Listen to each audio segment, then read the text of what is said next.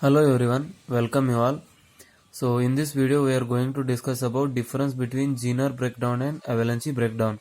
So in my previous video I have discussed about what is meant by avalanche breakdown and Zener breakdown. So I have separately discussed about those two mechanisms and I have explained how they can be or how they achieve, how they are happening in the Zener diode. So what is the mechanism behind that and what are the differences between them we will be discussing in this video. So if you have not seen the previous video, please check in my playlist, and if you are new to the channel guys, please hit the like button and subscribe the channel for more updates. Now coming to Zener breakdown and avalanche breakdown.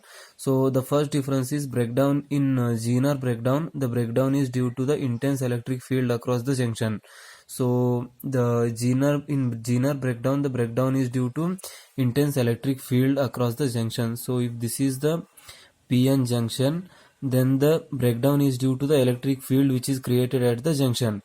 Breakdown is due to the collision of accelerated charge carriers with the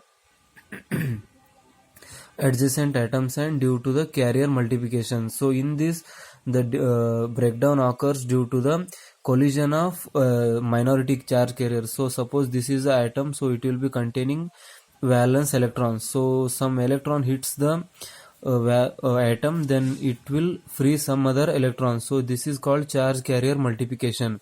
So here, in which one carrier will hit the atom and release some of other carriers which are present in the covalent bond. So this will make the carriers more and more. So the chain reaction will follow, and in a very short period of time, large number of carriers will be generated, and this will lead to the reverse current. So that is called as avalanche breakdown.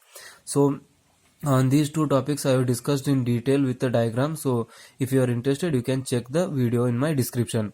So second difference is occurs for Zeners with Zener voltage less than 6 volt. So this is the main difference. When the Zener voltage is less than or equal to 6 volt, the Zener breakdown occurs, and when the voltage is greater than 6 volt, the avalanche breakdown occurs. The temperature coefficient is negative, and for avalanche the temperature coefficient is positive. So the breakdown voltage decreases as junction temperature increase, and the breakdown voltage increases as junction temperature increases. So the VI characteristics is very sharp in breakdown region.